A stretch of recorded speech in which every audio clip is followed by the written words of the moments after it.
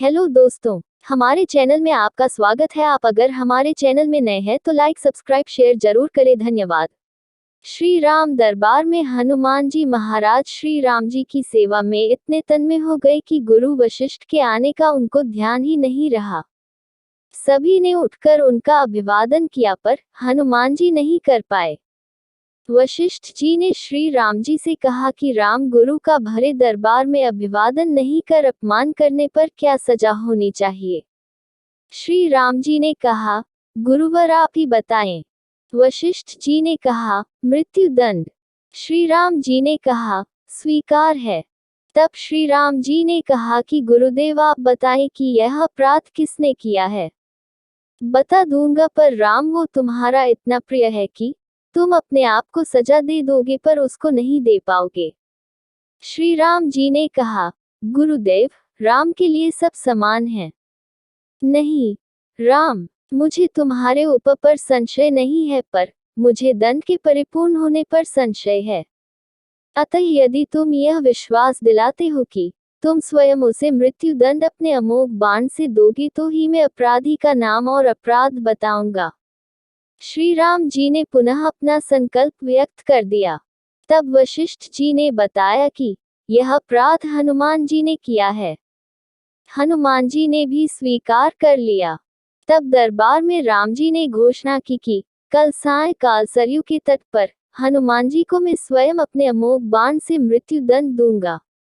हनुमान जी के घर जाने पर उदासी की अवस्था में माता अंजनी ने देखा तो चकित रह गई कि मेरा लाल महावीर, अतुलित बल का स्वामी, ज्ञान का भंडार आज इस अवस्था में।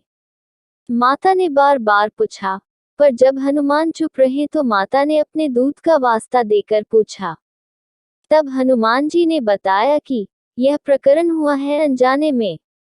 माता, आप जानती हैं कि हनुमान को संपूर्ण ब्रह्मांड में कोई नहीं मार सकता, पर भगवान श्री राम के अमोघ बाण से भी कोई नहीं बच सकता।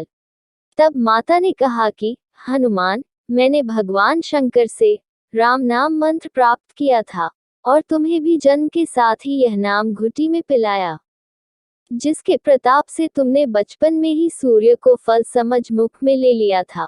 उस राम नाम के होते हुए हनुमान कोई भी तुम्हारा बाल भी बांका नहीं कर सकता, चाहे वो राम स्वयं भी हो।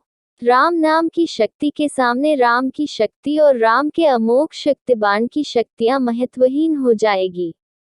जाओ मेरे लाल, अभी से सरयू के तट पर जाकर राम नाम का उच्चारण करना आरंभ कर दो।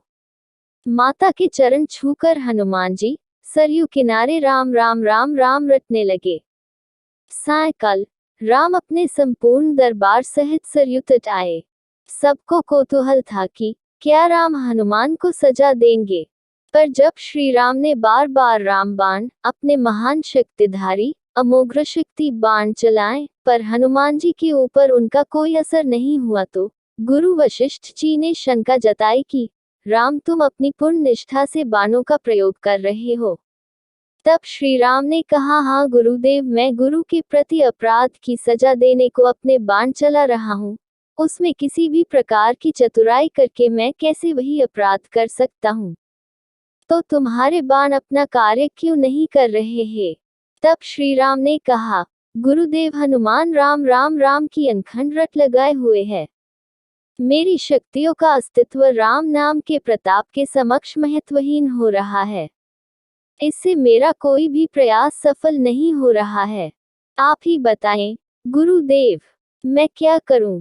गुरुदेव ने कहा, हे राम, आज से मैं तुम्हारे साथ तुम्हारे दरबार को त्याग कर अपने आश्रम जा रहा हूँ, जहाँ राम नाम का निरंतर जप करूंगा।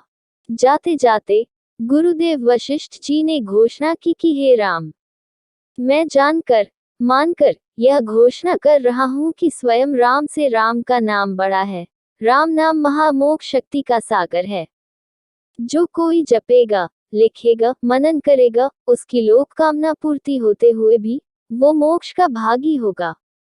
मैंने सारे मंत्रों की शक्तियों को राम नाम के समक्ष न्यूनतर माना है, तभी से राम से बड़ा राम का नाम माना जाता है। वो पत्थर भी तैर जाते हैं जिन पर श्री राम का नाम लिखा रहता है।